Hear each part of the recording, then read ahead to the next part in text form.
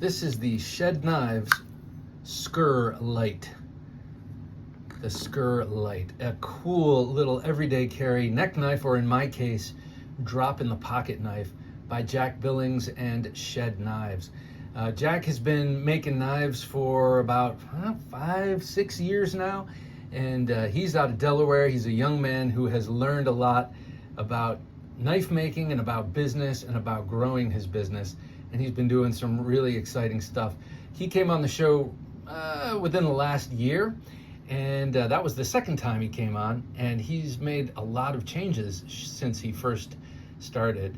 And funny enough, of all of the really cool big blades he makes, and he makes some pretty cool, pretty beefy blades, this is the one I was drawn to most, because I love the skeletonized handle. And when I told him this is the one I like the best, it's because I have the intention of wrapping that in jute.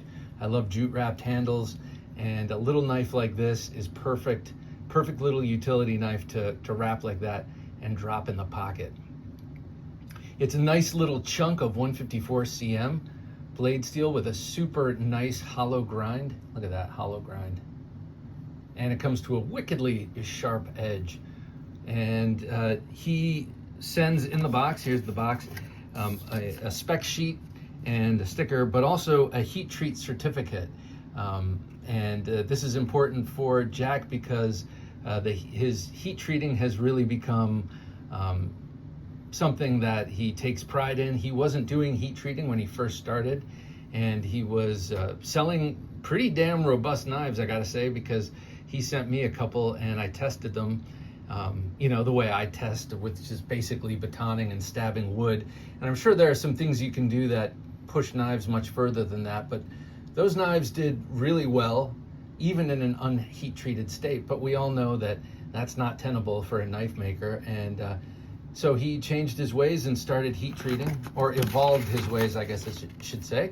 And he has added this heat treat certificate, and I really I appreciate that, as I'm sure most people do. Rockwell hardness of 58 on this 154 cm blade steel. I love 154 cm, by the way.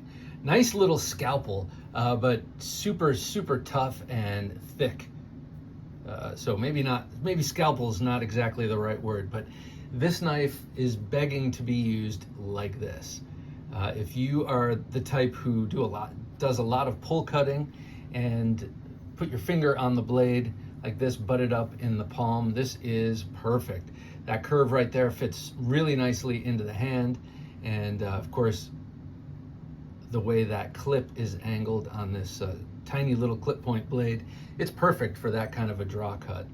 I think next step, I'm gonna do the jute, but of course I can't do it full handle. I can only do it from about here up.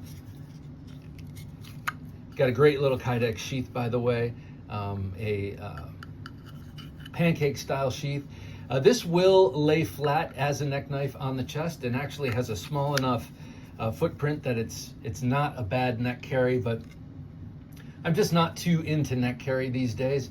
There's pretty much one neck knife, like maybe three that I'll wear, but one that I carry with any consistency. So this is definitely a drop in the pocket blade for me. You can see the cool milling lines here, and that skeletonized handle. Nice ergonomics on this little guy. I like this knife a lot. I like the jimping. It's nice and purposeful and aggressive and deep enough that you can bury the fat of your thumb in there, which is important to me because it's such a small knife that you want to make sure that you have a great purchase on it. Of course, when you're holding it in this regular sort of standard grip, this will nestle itself kind of in the pocket of your hand there, pocket of your palm, and it's not gonna go anywhere. But it is, even though it's a thick blade stock, it is kind of slender and diminutive. So again, jute wrap will not only look cool, which is a big factor for me, but it will also make this even more sure in the hand, as would a lanyard. I'm not sure if I'm going to do that though. We'll see. I like the discreetness of dropping this in the pocket. It doesn't print at all, and it's nice and light enough that it's not going to weigh your pockets down. Here's a cool spec sheet.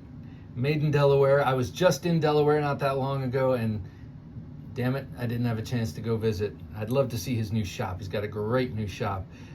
If you want to check that out, or check out a conversation with Jack Billings, we've got 2 of them on the Knife Junkie podcast, so check that out. Second one, you can see his new facility.